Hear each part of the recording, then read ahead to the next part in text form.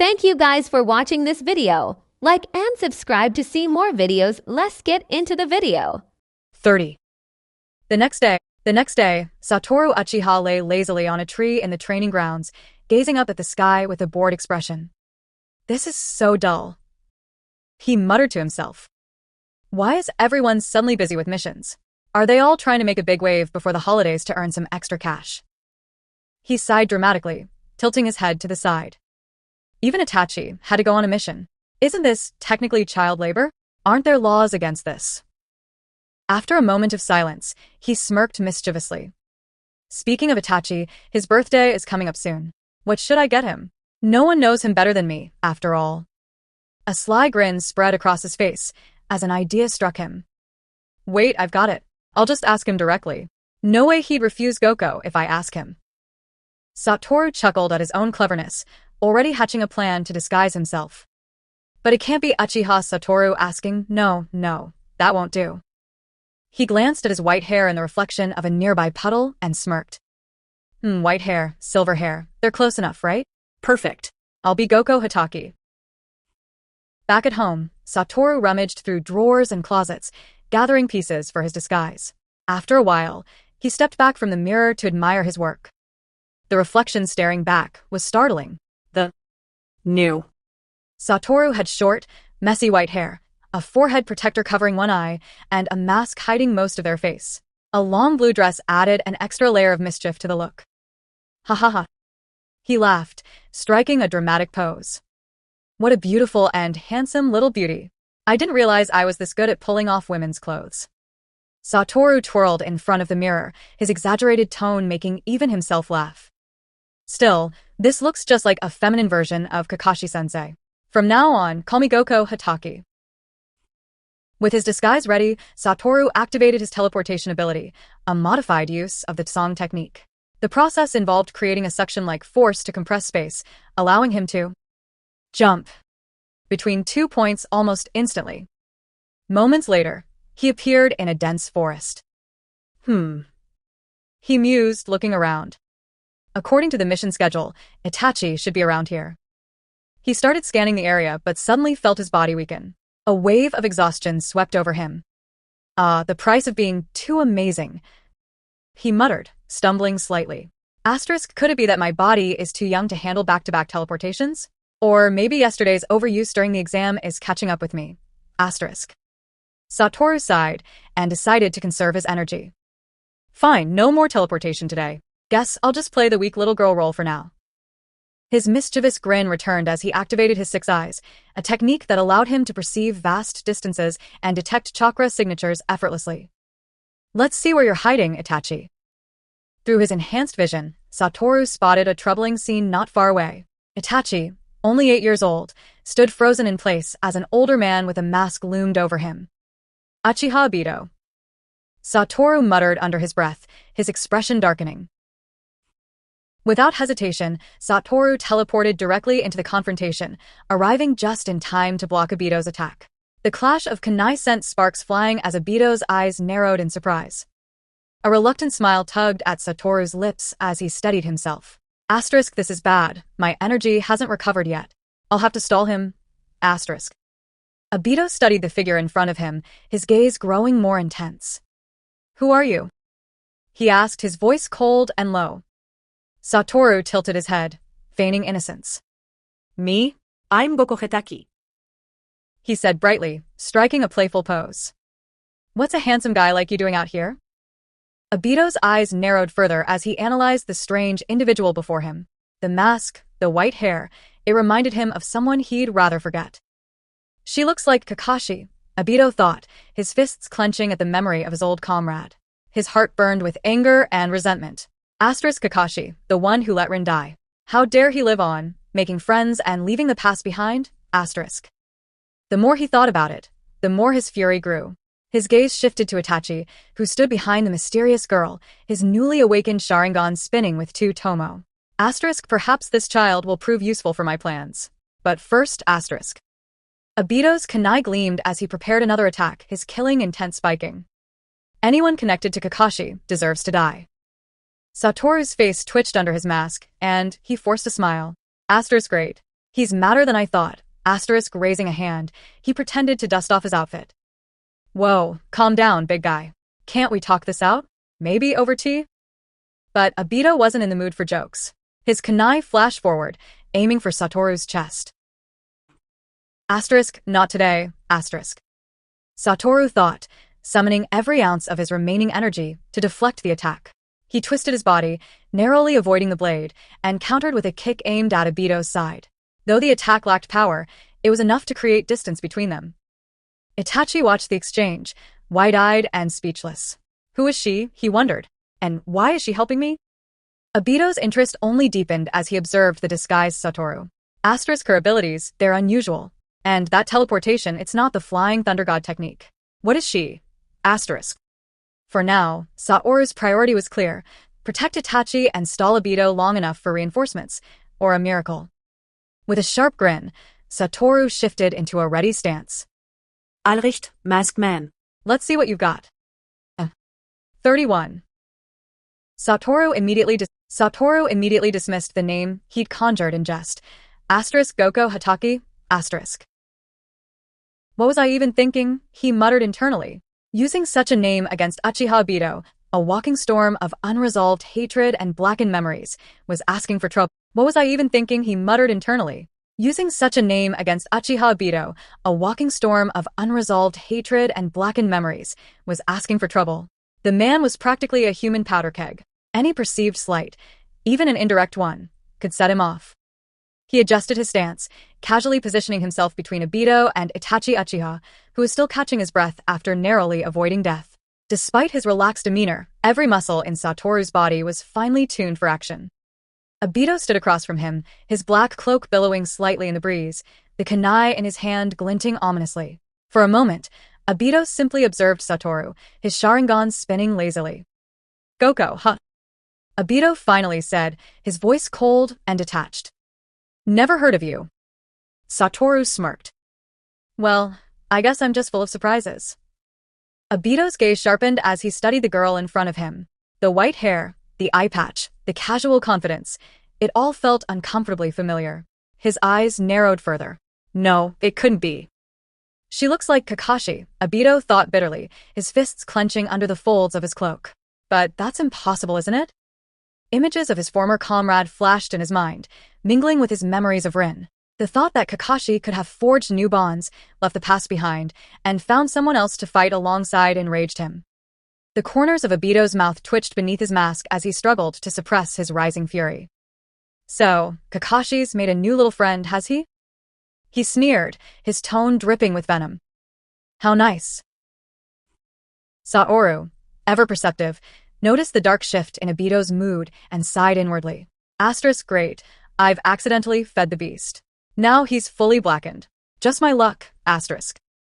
Itachi, meanwhile, had regained some composure. Despite his youth, his two-tomo Sharingan glinted with determination. He stepped forward, positioning himself protectively in front of the strange girl who had saved him. You should leave. Itachi said quietly to Satoru. This isn't your fight. Satoru glanced at him, surprised by the maturity in the boy's tone. But before he could respond, Itachi continued. I won't let anyone else die in front of me. Itachi's hands formed a series of seals, and his Sharingan locked onto Obito. He unleashed a genjutsu with all the strength his two-tomo Sharingan could muster. Obito chuckled darkly. A two-tomo Sharingan? How quaint. Itachi's illusion shattered as soon as it met Obito's kaleidoscope Sharingan. Child's play. Obito muttered, brushing off the attack. But Itachi wasn't done. As Obito's attention wavered for a split second, Itachi launched a volley of shuriken with impeccable precision. The blade spun through the air, glinting with deadly intent. Pathetic. Obito scoffed, easily sidestepping the attack. He glanced down at the ground where the shuriken landed, his voice dripping with mockery. Is this all you've got? But Itachi's gaze was fixed on the shuriken embedded in the dirt. It's not over yet. He muttered under his breath. The shuriken suddenly exploded, sending a plume of smoke and debris into the air. Itachi watched intently, his heart pounding in his chest. Did it work? As the smoke cleared, Obito emerged unscathed, his black cloak fluttering ominously. I told you.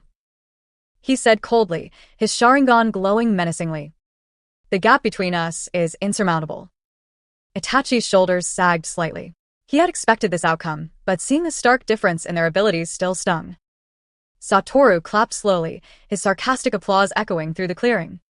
Wow, so dramatic, he drawled. You must be fun at parties.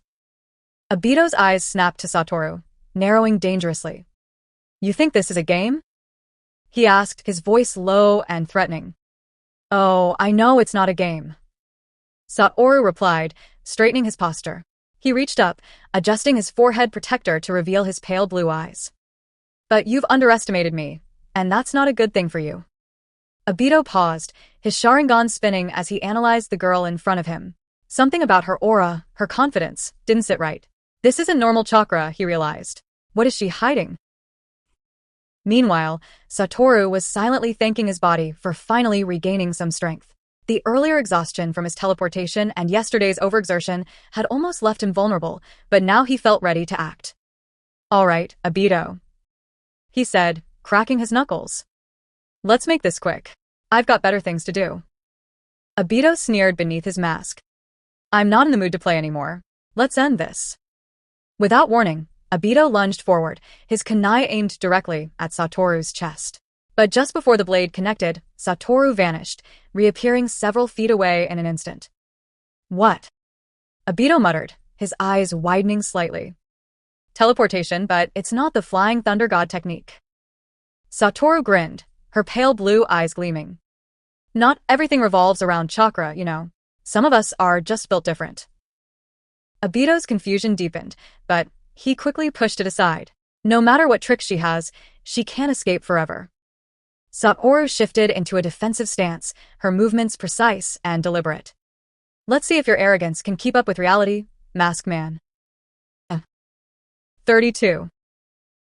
Uchiha Obito, realizing he had wasted enough time, decided it was time to end this.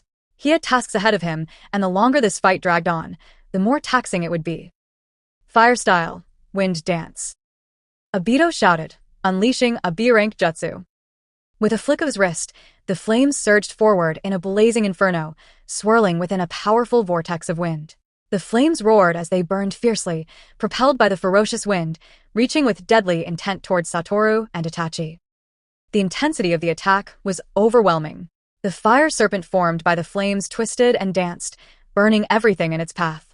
Itachi, despite his abilities, felt the searing heat and the devastating power of the attack. He knew that this level of jutsu was far beyond his current capabilities. What do we do now?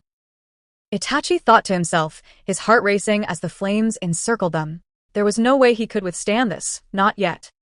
Satoru, however, remained utterly calm. His eyes, pale blue and piercing, seemed to glow in the inferno. He knew exactly what was coming. The flames in front of him might have been fierce, but they were nothing compared to the true power he held within. The wind and fire converged in an explosive rush, engulfing both him and Itachi. For a split second, it seemed as if all hope was lost. But then, out of the fire, a strange energy began to emanate, black and swirling, pushing the flames apart. The surrounding space seemed to quiver under its force, and the flames were torn asunder, dissipating in an instant. The heat that had once threatened to consume everything now faded into nothingness. Satoru stepped forward, unfazed. Itachi, eyes wide with disbelief, looked up to see the girl standing tall before him, the fiery storm gone as quickly as it came. Obito's expression twisted beneath his mask.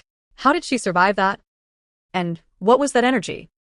Satoru smiled faintly, his expression calm but deadly. That's all? You're going to have to try harder than that. Obito's mind raced. The black energy that had shattered his attack was like nothing he'd seen before. It wasn't chakra, that much was clear. It had a presence, an aura that reminded him of his own space-time ninjutsu, but it was far more unpredictable, far more dangerous. He scanned Satoru with narrowed eyes, trying to figure out what she was. Who is this?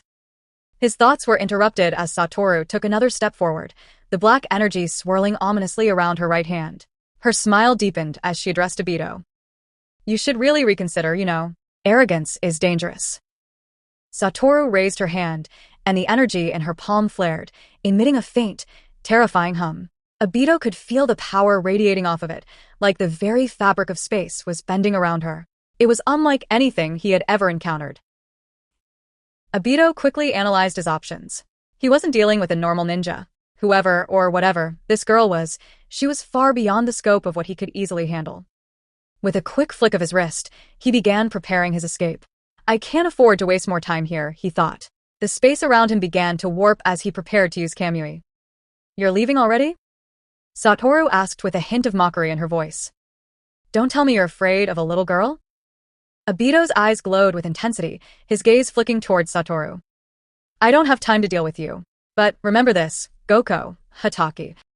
He paused, his voice dropping to a dangerous whisper. We will meet again. With that, a distorted space enveloped him, and his body began to fade away, vanishing into the void with a final, quiet whoosh. Satoru watched as Obito disappeared, letting out a long breath. Finally. Despite the tense exchange, the battle had been taxing, especially with the residual fatigue from earlier, but she'd managed to bluff her way through it. Her strength wasn't quite what she wanted it to be yet, but her unique energy, closer to the essence of the soul than chakra, had given her the edge. That was too close. Satoru muttered to herself, flexing her fingers as the black energy dissipated. She turned to Itachi, who was still standing in awe of the situation. You all right? Itachi snapped out of his stunned silence, looking at the girl who had just saved him. I don't understand. What was that technique? That energy, it wasn't chakra. But it felt dangerous, like it could tear everything apart. Satoru shrugged casually, trying to hide her weariness. Oh, nothing special. Just a little trick I learned along the way. Itachi frowned, clearly unsettled by the power she had wielded. You're not from Konoha, are you? Satoru hesitated for a moment. No. But I have my reasons for being here. You don't need to worry about that. Itachi nodded slowly, still processing everything that had happened. Despite his confusion, there was something in his gut telling him to trust her. As the last remnants of Obito's presence faded, Satoru glanced around the clearing, making sure there was no further danger. Her mind was already turning to the next move. Obito won't be easily fooled again. I'll need to prepare for the next encounter. Satoru turned back to Itachi, giving him a small smile. Let's get out of here, Itachi. I'm sure you've got more important things to do than get caught up in all this drama. As the two of them left the forest, Satoru couldn't help but feel the weight of the encounter. She had won this round, but in the world of ninja, every victory was temporary. There were always bigger forces at play. And this battle was just the beginning. 33.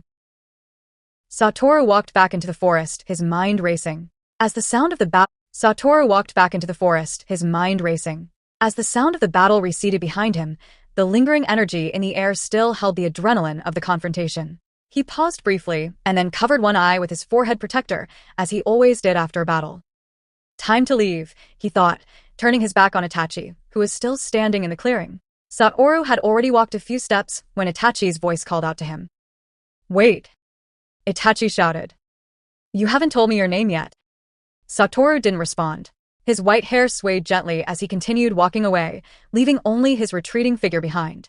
Odd, Itachi thought, his gaze narrowing. Who is she? Why do I feel so familiar with her? He shook his head, trying to push the feeling aside. Impossible. I've never met her before. Still, I wonder if we'll ever cross paths again. Itachi stood still for a long moment, staring at the spot where Satoru had disappeared, his thoughts swirling. The encounter had left him with more questions than answers. Satoru returned to his quiet home and didn't make a sound as he re-entered. Lying back on his familiar spot on the tree, he opened his system panel. The battle with Obito had been a reminder that he needed to get stronger, faster. He had barely managed to bluff his way through that confrontation. More powerful enemies would emerge as time passed, and he couldn't afford to remain weak. The world would soon become a battleground, and if he didn't want to be the fish, he needed to become the sword. Satoru studied the system panel carefully. Host, Satoru Uchiha. World, Naruto. Mantra Power Ceiling Template, Satoru Gojo. Unlock Percentage, 33%. Skills, 6 Eyes, Completed Version. Song, Incomplete Version. He, Incomplete Version. Play Points, 1,200, ***. Unlock percentage too low, Satoru thought, frustration bubbling up. Asterisk, I need to get those points up. Until then, I'm just treading water, not even tapping into the full potential of what I have. Asterisk. His battle with Obito had been mostly a mental game. He hadn't even been able to use all his abilities effectively. His energy, his so-called mana, was barely tapping into its potential, and much of his power was still locked behind the system's limitations. Looks like it's time to grind for more play points. He muttered to himself. He needed more points to unlock his abilities fully and reach the level he needed to survive what was coming next. Meanwhile, in the Hokage's office, Sarutobi Hiruzen sat in deep thought, staring at a picture of his late student, Minato Namikaze. The events of the past few days had left him uneasy. Sharingan, vortex masks. Sarutobi muttered to himself, deep in thought. Just like what Minato mentioned before he died. His eyes hardened as he stared at the photo of the fourth Hokage. The storm's coming. He sighed. From the shadows, Danzo's voice interrupted his thoughts. Uchiha. They should have been dealt with long ago, Hiruzen. Sarutobi looked over at Danzo, his old friend turned rival. Danzo, you're too harsh. Sarutobi said quietly. You can't just wipe out an entire clan because of your biases. Danzo scoffed, his tone dripping with disdain. Bias? You've been too soft, Hiruzen. That's why the Uchiha have become so dangerous. It's because of your hesitation that they're still a threat. It's too late to try and handle them with kid gloves. Sarutobi shook his head. The Sharingan, they're not the only ones with them. You know better than anyone that things aren't as simple as you make them out to be. Danzo's cold gaze didn't waver. The Uchiha are inherently dangerous, Hiruzen. You've seen it yourself. How many people have died because of them? I think the true problem lies with your stubbornness. Sarutobi remained silent for a moment, his thoughts drifting back to the words Minato had said to him before his death. The Uchiha are a ticking time bomb. He had ignored Minato's warning, but now, it felt like his worst fears were coming to fruition. Danzo leaned forward, his eyes gleaming with cold calculation. We both know what needs to be done. You're too soft-hearted to make the tough decisions. The Uchiha will bring about our downfall if we don't deal with them now. You're just delaying the inevitable. Sarutobi looked at him, his gaze heavy with the weight of leadership. You always have a solution for everything, Danzo. But I'm not so sure your way is the right way. Danzo's voice was low and cold. You can't keep ignoring the truth, Hiruzen. The Uchiha need to be controlled or eliminated. Sarutobi sighed deeply, looking down at the desk. I don't know if I can go that far, Danzo. Killing an entire clan, even if they're dangerous, goes against everything Konoha stands for. Danzo's eyes narrowed. You still don't understand. This isn't about ideology, it's about survival. After a long silence, Sarutobi finally spoke, his tone resigned. Fine. I'll let you keep your eyes on them, but don't make any rash decisions. Danzo stood, a cruel smile tugging at the corners of his mouth. Don't worry, Hiruzen. I'll handle it. Back at the Uchiha compound, Itachi sat in his room, his mind racing. He still couldn't fully process everything that had happened, the strange girl who had saved him, the mysterious energy, and the terrifyingly powerful Uchiha Obito. He was only 8 years old, but his mind had been forced to mature quickly in the face of all the danger surrounding him. Who was she? Itachi thought, his mind lingering on the image of the girl who had saved his life. And why did she feel so familiar? The door to his room creaked open, and Sasuke entered, his eyes wide with curiosity. Nissan, are you alright? Itachi looked up at his younger brother and gave a small smile. I'm fine, Sasuke. Don't worry. But deep inside, Itachi knew the world around him was changing. The power struggles, the tensions, everything was coming to a head. And he wasn't sure if he was ready for what was coming next. Back at the Hokage's office, Sarutobi's heart grew heavy with the weight of his responsibilities. The storm that Minato had warned him about was closer than ever. And when it arrives, he thought, I may not be able to stop it,